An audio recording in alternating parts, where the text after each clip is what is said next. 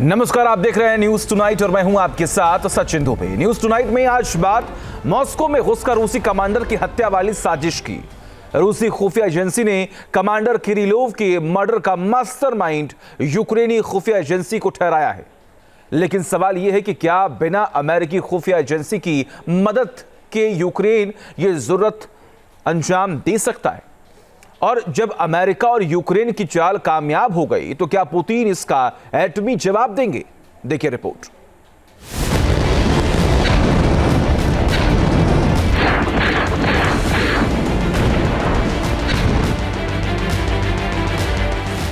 Putin के साथ खेल हो गया, बड़ा कमांडर ढेर हो गया।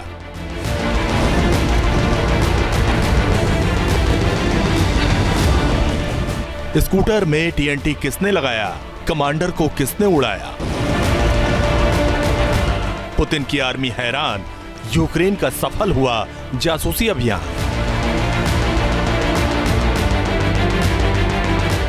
अमेरिका यूक्रेन की चाल, अब रूस लाएगा बड़ा भूचाल।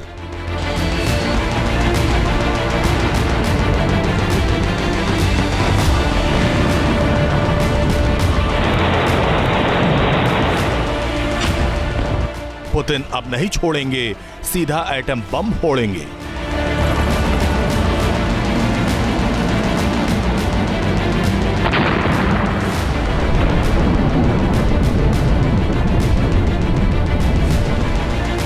रूसी न्यूक्लियर फोर्सेस के कमांडर और पुतिन के बेहद करीबी माने जाने वाले इगोर किरिलोव की हत्या से रूसी राष्ट्रपति तमतमा गए। ज़ेलेंस्की को इस हमलावर जुर्रत का तीखा जवाब देने की तैयारी में जुट गया है रूस। लेकिन सबसे बड़ा सवाल है कि आखिर रूसी कमांडर को कैसे टारगेट बनाया गया, इसकी पूरी प्लानिंग को कैसे अंजाम दिया गया। रूसी सिक्योरिटी सर्विस एफएसबी का दावा है कि इस हमले का मास्टरमाइंड कोई और नहीं बल्कि यूक्रेनी सिक्योरिटी सर्विस एसबीओ है। एफएसबी का दावा है कि यूक्रेनी सिक्योरिटी सर्विस ने एक उज़्बेकी नागरिक को $1 लाख का लालच दिया और उसे यूरोपीय पासपोर्ट के जरिए मॉस्को पहुंचा दिया। एफएसबी ने कथित आरोपी के कबूलनामे का वीडियो भी जारी किया। Я это тоже понимал. Потом все готовили и поставили дом рядом дом генералом. И потом, когда он вышел дома, я нажимал кнопку. Почему я сделал? इस कबूलनामे में सीधे यूक्रेनी जासूसी एजेंसी को हमले का जिम्मेदार बताया जा रहा है। लिहाजा अपने कमांडर की मौत में यूक्रेन की साजिश देखकर पुतिन का गुस्सा भड़क गया है। रूसी राष्ट्रपति ने इस मर्डर की जांच के आदेश दिए। इस कांड के बाद रूसी सिक्योरिटी काउंसिल के डिप्टी चेयरमैन दिमित्री मेदवेदेव की अध्यक्षता में बैठक हुई और इस हत्याकांड का बदला लेने की हुंकार भरी गई।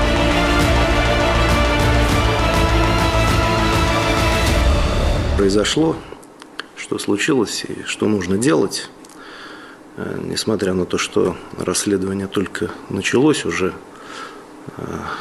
наши враги поспешили опубликовать информацию о своей причастности. Но в любом случае правоохранительные органы должны найти убийц в России, и нужно сделать все, чтобы...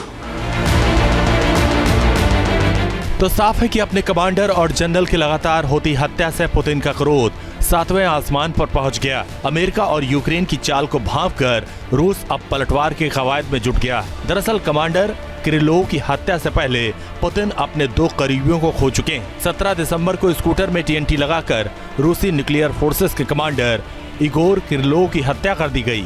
15 दिसंबर को कार में बम लगाकर पीओडब्ल्यू जेलर सरगेई योसुकोव का कत्ल कर दिया गया था। 12 दिसंबर को रूस के मिसाइल मैन कहे जाने वाले मिखाइल शास्त्रकी की गोली मारकर हत्या कर दी गई। तो महज एक हफ्ते के अंदर पुतिन अपने 3 वफादारों को खो चुके हैं। ऐसे में सवाल उठ रहे हैं कि क्या यूक्रेनी खुफिया एजेंसी ने मॉस्को के अंदर तक घुसपैठ कर ली? क्या यूक्रेनी सिक्योरिटी सर्विस एसबीयू इतनी ताकतवर हो गई कि वो केजीबी और रूसी सिक्योरिटी सर्विस एफएसबी को बार बार मात दे रही है?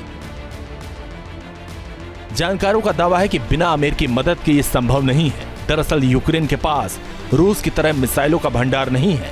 ड्रोन की पलटन नहीं है जो एक इशारे में तबाही की आग बरसा दे। लेकिन पिछले कुछ वक्त से कीव की आर्मी ने रूसी सेना को खौफ से भर दिया है। जेलेंस्की की सबसे बड़ी ताकत यूक्रेन की खुफिया एजेंसी रूस में फैला जासूसों का जाल, छिपकर हमला करने में एक्सपर्ट स्लीपर सेल।